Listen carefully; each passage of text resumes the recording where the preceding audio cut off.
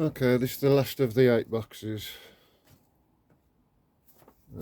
Get these reset.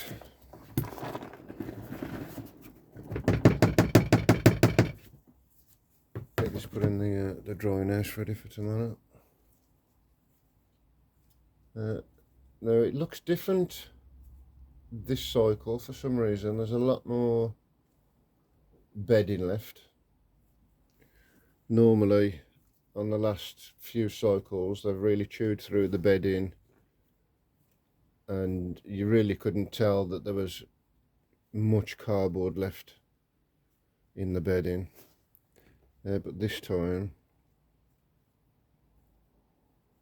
there's a load of cardboard left, so I'm not sure whether it's because the temperatures have dropped.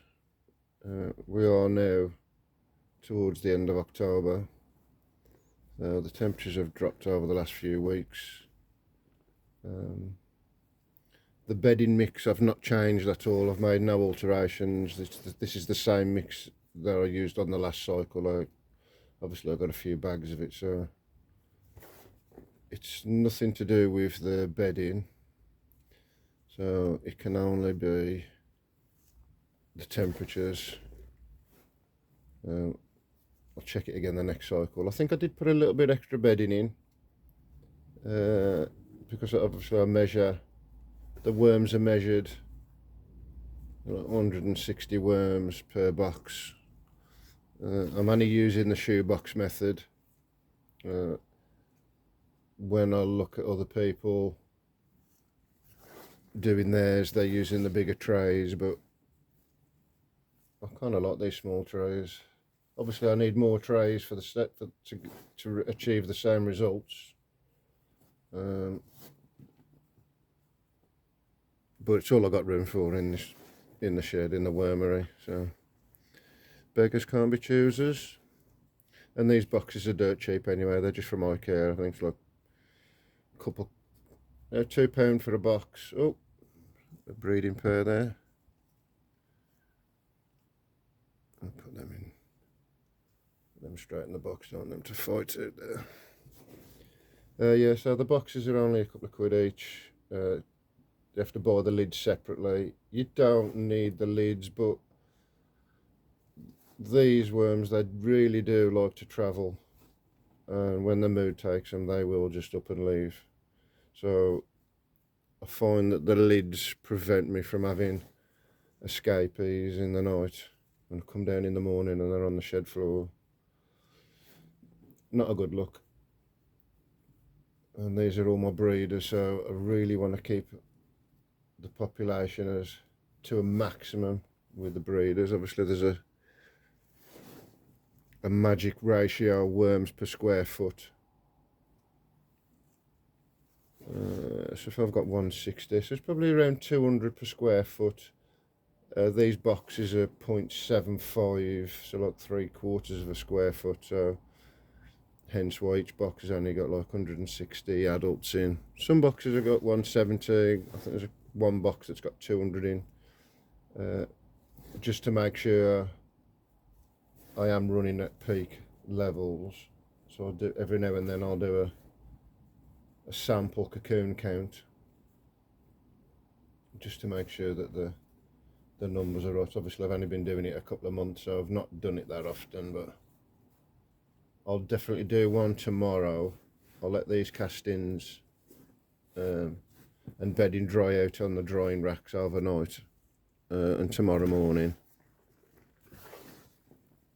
and then I'll do a sample cocoon count on the dried material, just to give me an average really of what I'm putting in. About 8 boxes, 160 worms. I have been getting, I think according to the literature, each worm is supposed to lay 1.4 cocoons per week, but the numbers I was getting originally, my average was 6 cocoons per worm per week, which is obviously an excellent return. But that was peak season when we had all the warm weather. So I know they can survive in cold conditions because they come from Northern Europe, so temperature's not an issue for surviving really, because they'll just huddle together. But to maximise the reproduction, that's what I need to find out over this winter. Because obviously if I do need to keep them warm to keep the reproduction levels up, then I'll need to look into that, some kind of heat mats or something for the bottom. But I'll know more obviously as I run through the winter. I'll take a few measurements, different bits and bobs, and find out where we are. I mean, it still looks like there's plenty of cocoons in the bedding, but they've not chewed through the bedding like they normally do. So whether that's just me putting more bedding in to compensate, because normally I'll get to week 2 of the 3-week cycle and they've normally eaten all of the bedding, so I normally end up putting a little bit extra in just to make sure that they've got something to eat. And this time got more cardboard left. Head scratcher. But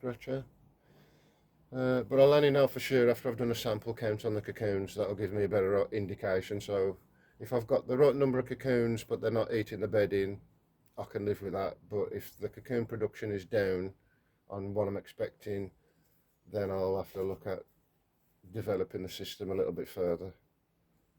Because obviously I want to get to a point where I can sell worms weekly as opposed to monthly. So as the system develops, I need to make sure that everything's running at its optimum. Oh, okay. So 8 boxes, and I've got 3 dead worms. So that's not too bad. That's not a bad average. I mean, you're always going to lose some worms. I mean, these worms literally all they do is breed and eat. So they've probably died from exhaustion, in all fairness. Right, I'm going to get these on the drying racks and come back to it tomorrow. I'll just let those run through into the new bedding. So yeah, I'll catch up with you tomorrow when I've got these off the drying racks and I'm going to run it through the sifter. Alright then guys, catch you later.